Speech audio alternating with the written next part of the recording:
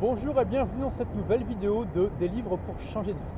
Je me trouve actuellement à San Francisco, vous aurez sans doute reconnu derrière le Golden Gate Bridge qui est magnifique par ce beau soleil. Alors pour la petite histoire, il faut savoir que c'est très rare de voir le pont aussi bien souvent, il est complètement noyé dans un voile de brume. La chanson qui dit que San Francisco sans brume, elle ne ment pas, il y a beaucoup de nuages ici. Alors, San Francisco, il faut savoir que c'est une ville où il y a énormément d'entrepreneurs, il y a énormément d'innovation, on n'est pas loin de la Silicon Valley, il y a beaucoup de startups ici qui se créent, qui naissent dans des tas de secteurs différents. Et j'ai rencontré beaucoup d'entrepreneurs dans la région et ça m'a donné l'idée de faire cette vidéo parce que ça m'a rappelé, quand j'ai rencontré ces entrepreneurs, une erreur que j'ai fait pendant des années et qui m'a coûté des années de ma vie. Et je n'aimerais pas que vous fassiez cette erreur aussi. Et quelle est cette erreur? Tout simplement, quand j'ai rencontré ces entrepreneurs, je leur ai demandé, entre autres, je leur ai posé deux questions que je pose souvent quand je rencontre des entrepreneurs à succès partout dans le monde. Ces questions, quelles sont-elles? C'est très simple. La première question, c'est est-ce que tu regardes beaucoup la télé? Et la deuxième question, c'est est-ce que tu lis beaucoup?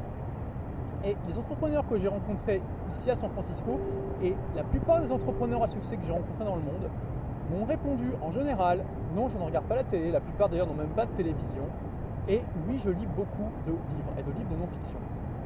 Et ça me rappelle une phrase je crois que c'est de Jim Collins, qui est un entrepreneur américain très célèbre, qui dit « Les pauvres ont de grandes télés, les riches ont de grandes bibliothèques ». Et c'est vraiment un point commun que j'ai rencontré dans beaucoup d'entrepreneurs qui ont du succès, c'est que la plupart lisent beaucoup plus qu'ils ne regardent la télévision. Et quelle est l'erreur que j'ai fait par rapport à ça? Eh bien, j'ai toujours adoré lire, j'ai jamais regardé beaucoup la télévision, mais pendant des années, je n'ai lu que de la fiction ou quasiment que de la fiction. Alors de la fiction, c'est très bien, comme vous sans doute, j'adore lire un bon roman et me laisser complètement entraîner dedans et puis avoir envie de toujours continuer à tourner les pages pour savoir ce qui va se passer. Mais le problème, c'est qu'il y a des livres de non-fiction tellement extraordinaires qui peuvent véritablement changer votre vie. J'en ai chroniqué certains sur ce blog, d'où le nom de livre pour changer de vie. Mais il faut savoir que j'ai commencé à lire des livres de non-fiction que très tard. En fait, pour ceux qui me suivent un petit peu, vous savez que j'ai créé ma première entreprise à 19 ans. Et du coup, le point négatif de ça, c'est que j'étais un petit peu trop fier d'être ce qu'on appelle un self-made man, c'est-à-dire d'être un autodidacte. J'étais fier de ne pas avoir fait d'études, j'étais fier d'avoir eu besoin de personne pour créer mon entreprise. Et du coup, je me disais, les courses, j'en ai pas besoin, j'ai pas besoin de lire de bouquins, je suis tellement intelligent que je peux me débrouiller sans. Et ça a été l'une des plus grandes erreurs que j'ai fait dans ma vie parce qu'elle m'a coûté des années de progrès dans mon entreprise. Alors j'aurais pu avoir une entreprise avec beaucoup plus de succès et sans doute travailler moins. Eh bien, le fait que je n'ai pas lu ce livre, ça m'a coupé d'un horizon, d'un nombre incroyable de connaissances qui m'ont été très utiles. Et il y a un livre qui a changé ma vie déjà en tant que tel et donc aussi parce qu'il m'a donné envie de lire, c'est La Semaine de 4 heures. Quand j'ai eu La Semaine de 4 heures début 2008, j'ai trouvé ça tellement génial, ça a tellement changé ma manière de voir l'entrepreneuriat, le business, que je me suis dit waouh, si un livre comme ça est capable de changer à ce point-là ma vision des choses, il y a sans doute d'autres livres qui peuvent faire exactement la même chose.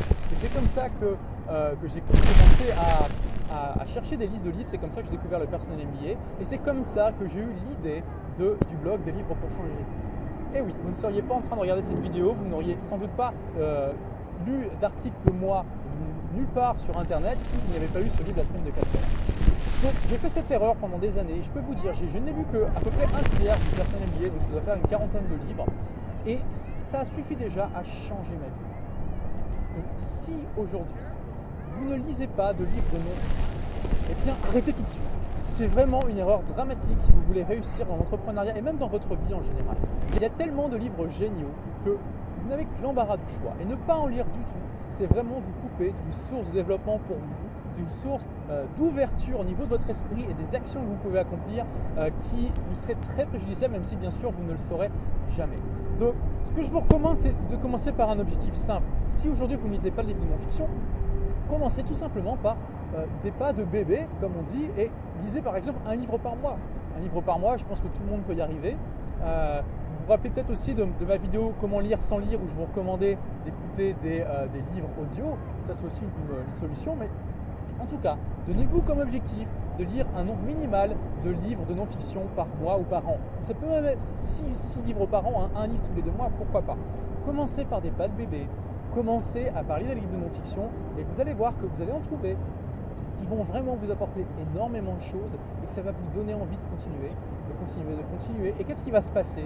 Eh bien, au bout de plusieurs mois, au bout de plusieurs années, vous aurez lu des dizaines, peut-être même des centaines de ces livres-là. Et comparé à quelqu'un qui aurait passé exactement le même temps que vous, mais à regarder la télévision, vous aurez une somme de connaissances, d'expériences incroyables par rapport à lui. Et ça vous aura amené à faire des actions que cette personne n'aurait jamais pu envisager, n'aurait jamais cru pouvoir être possible pour elle. Alors, par où commencer? Sur mon blog des livres pour changer de vie, il y a beaucoup de livres excellents que j'ai chroniqués. Mais si vous êtes dans l'entrepreneuriat et le développement personnel, j'aurai 3 livres peut-être à vous recommander. Le premier, évidemment, c'est La semaine de 4 heures. J'en ai déjà parlé abondamment. Ce livre-là, si vous ne l'avez pas lu, il faut le lire. Ça va changer complètement votre perspective sur l'entrepreneuriat, le business. Un deuxième livre extraordinaire aussi, avec un titre un petit peu racoleur, mais il ne faut pas s'arrêter à ça, c'est Serons-nous immortels de Ray Kurzweil et Terry Grossman. Pourquoi? C'est un peu la semaine de 4 heures pour votre santé, dans le sens où il vous donne tout un tas de connaissances pratiques et en même temps il vous explique pourquoi, comment faire en sorte de rester en bonne santé, de vivre longtemps, d'être bien dans sa tête, bien dans son corps. Et avant de lire ce livre, je pensais que s'occuper de son corps, faire du sport, manger bien, c'était pour les vieux ou c'était n'importe quoi. Et quand j'ai lu ce bouquin, j'ai réalisé à quel point je me trompais, à quel point j'étais dans l'erreur et pourquoi. Et ça a complètement changé ma manière de manger, de faire du sport, etc. Et aujourd'hui, je suis beaucoup mieux, je suis beaucoup plus en forme physiquement et mentalement. Le troisième livre, c'est un livre qui s'appelle Comment se faire des amis, un livre assez connu. Et malheureusement, le titre n'explique pas très bien quel est le contenu du livre. Il faut savoir que le titre anglais, c'est How to Win Friends and Influence People, donc comment se faire des amis et influencer les gens, dans le sens positif du terme. Et c'est un livre qui vous apprend à dépasser votre ego, qui vous apprend à mieux vous connecter avec les autres, qui vous apprend à être plus souriant, à mieux communiquer, à ne pas vous arrêter sur le simple fait d'avoir raison. Il faut savoir que un de mes défauts, c'est que je veux souvent avoir raison et que ce livre m'a permis de prendre un petit peu de recul par rapport à ça et de mieux me connecter aux autres sans vouloir toujours me mettre dans une posture où je voulais absolument rentrer dans des argumentations avec d'autres personnes. Voilà 3 livres que vous pouvez commencer par ceux-là. Il y en a bien d'autres, évidemment, ce n'est pas les seuls. C'est ceux qui m'ont apporté quelque chose. Peut-être que ça vous apportera quelque chose aussi. En tout cas, vous avez compris le message. L'important, c'est que vous commenciez à lire des livres de non-fiction maintenant. Sinon, vous risquez de perdre des années de votre vie et aussi des tas de potentialités qui auraient pu être prises par vous et qui ne le seront pas parce que vous manquerez de connaissances, vous manquerez d'un certain horizon intellectuel et vous manquerez tout simplement de la confiance en vous nécessaire pour les faire. Voilà, merci d'avoir suivi cette vidéo et je vous dis à très bientôt sur le blog ou ailleurs. Merci.